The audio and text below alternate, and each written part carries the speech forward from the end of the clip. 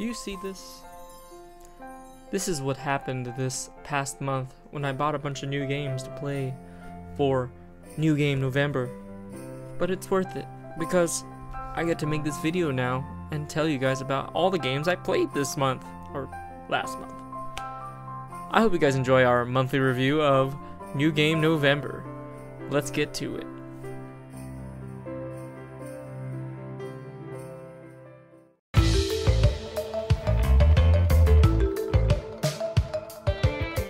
After over 22 years, we have finally gotten a sequel that really expresses the true Crash formula to the T and then some. This entry really set the bar for new Crash games. I mean, god damn it, it had so much to offer. I finished the game quickly, but I barely even scratched the surface of the content. Many have complained that it's all artificial content because it really just has you replaying most of the levels at a different pace or goal in mind. Honestly, they still provided more than the usual 25 Crash levels. In this game, Crash and Coco have the required 25 levels along with each new character, Tana, Dingodile, and Cortex, having their own 5 levels. And on top of that, they have a bunch of bonus levels that really test your mettle. There were a few technical issues, so I did mark it down on the review, but if it didn't have that issue along with the difficulty and pace at some parts of the game, it would have definitely been a 10 out of 10. Overall, the game was fantastic, and I can't wait to get back to it and finish the rest of the content. I gave this game a 9.25, the highest rating I've ever given a game on this channel, and for good reason. Toys for Bob and Beanox did a wonderful job, and I'm happy to know this series is in good hands.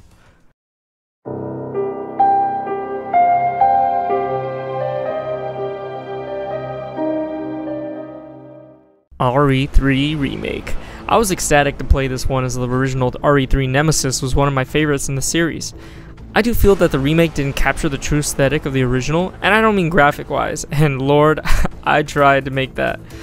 The original RE3 was an amalgamation of mechanics they were trying, and it had a certain charm about it, but we are talking about the new one here, and it really just did everything RE2 Remake did, which is fine as RE2 Remake will use some of the mechanics from the original RE3, so bonus for that. So nostalgia aside, this game was beautiful and engaging, though I did feel like they gave a ton of ammo. By the end of the game, I had so much leftover ammo, I was kind of sad that I didn't get to unload on a lot of enemies. But hey, the point of the genre is to manage ammo, and I think I just did that very well. Overall, it's definitely a fun game to play through, and would love to try it again. I gave this game a 7.25, so it was around the great range, and I'm glad it's there.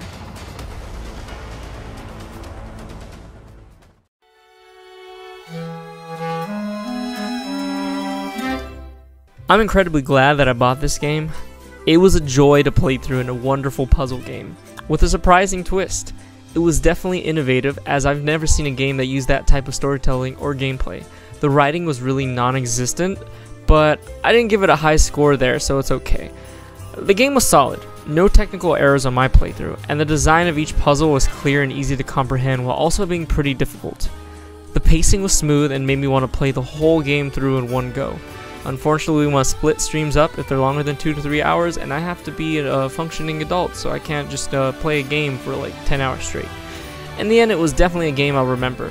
I did knock it down in agency and engagement as a pretty bare-bones puzzle game. It doesn't provide more choices to change your playstyle up, nor does it make me want to play it again, because there wasn't really many things I could really change in my strategy.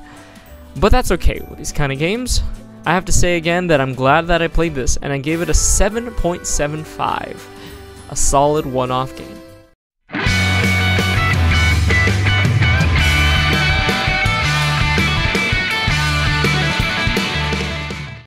Oh boy, NSR, what a real gem. Plagued by so many technical issues.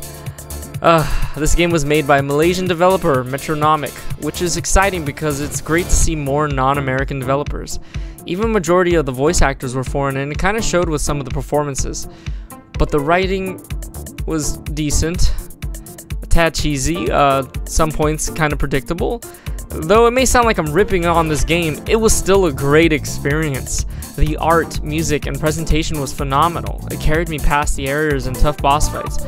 Oh, I forgot to say, this game is pretty tough when playing solo. This is definitely an innovative game, and also their first game, which is quite amazing. It may not have been perfect, but it was definitely memorable and fun. This game gets a 7.5. The technical issues stopped it from being a high 8.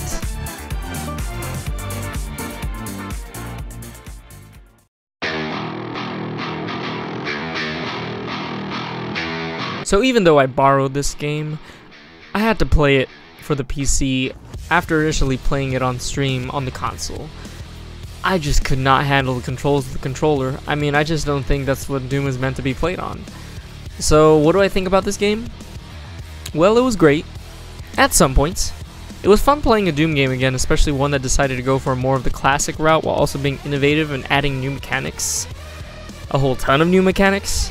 I'll be honest, as fun as it was using these mechanics, there was a lot thrown at the player.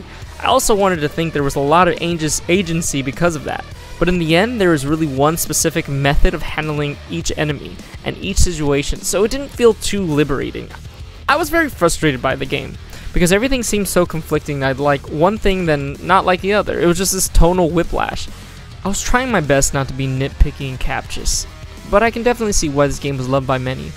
In the end, it's still fun, and that's what really matters when it comes to a video game. I did think it was weird that the story was emphasized a little more in the sequel, and I also find it odd that the penultimate boss was harder than the last. No matter, I gave this game a 7.75. It was a great game, just didn't quite hit the mark for me. As a quick note, this game did get a lower score than Pedestrian, and that doesn't mean you're gonna get less value out of this game compared to Pedestrian. But the score represents my initial experience overall, but there is definitely much more to do in this game, and I'm sure you will enjoy this game the more you spend time with it.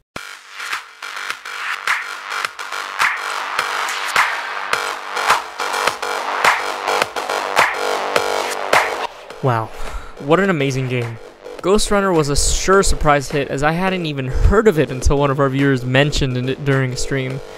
Thank you, Maruku Junrei. This was definitely a fantastic game. It's another one-off game, but that only hurts its overall engagement. Besides that, it hit full points in majority of the other fields.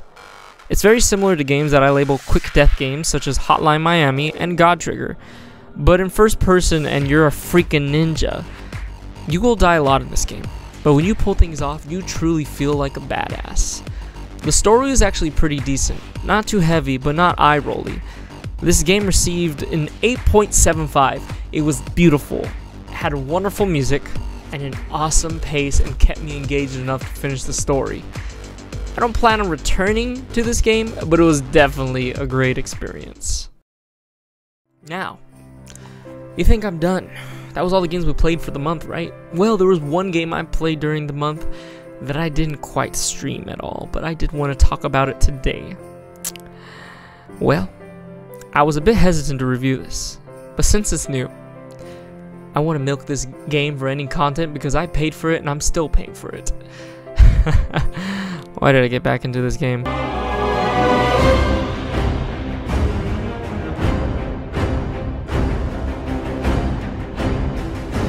I decided to review the expansion to World of Warcraft Shadowlands, but since it's a monthly review, it will be quick. So, what can I say? It's actually pretty good, so far. I haven't really delved too much into the content of this game, but I've leveled to 60 and can say that the initial experience is pretty fun. The story is engaging, and it's great to see a lot of familiar characters in an expansion. We do venture into the afterlife, so we get to see a lot of people we've personally murdered, and some people we've seen murdered and had to lose them, unfortunately. Battle.net is buggy as usual, and it shows in their games as well. The pacing can feel a little slow with the amount of quests that have you follow someone and listen to them talk, which is a lot of the beginning of it, so it has a slow pace in the beginning. But the game returns once again with a good amount of agency through the use of covenants, and some new mechanics found in the Maw. Personally, one of my favorites is Torghast, where you go through a randomly generated, I wouldn't say roguelike, but it's similar to Hades, but instead you have a few more lives to use, and it's just really fun new thing to do. I gave this expansion alone an 8.25. On top of the nice expansion, you have the rest of the game to explore, so there's plenty of stuff to do. So there it is. The new games of the year, played for the month. Now, of course, there are plenty of new games that came out this year, and I would have loved to play them on stream. Even in general, I'm trying to play some of them. I've actually played some of them. I had time to check out Ghost of Tsushima, which I did play a couple on stream. Hades, which I played recently, and it's pretty good. That's why I made that connection with WoW Shadowlands. Phasmophobia, which I've gotten really deep into, and I'll probably play, record some gameplay and post that. And several remakes, which some of you have seen with the new, with Retro December. We've played a lot of remakes this year. I plan to do my own personal game awards at the start of the new year with my good friends, Hates Joe and Awesome Shark. They've played other new games that I haven't checked out yet, so hopefully combined together, we have a good amount of games to go over. I hope you enjoyed November's monthly review, and if you did, please like, comment, and subscribe. Tell me what new games you played this year, and which ones you're looking forward to.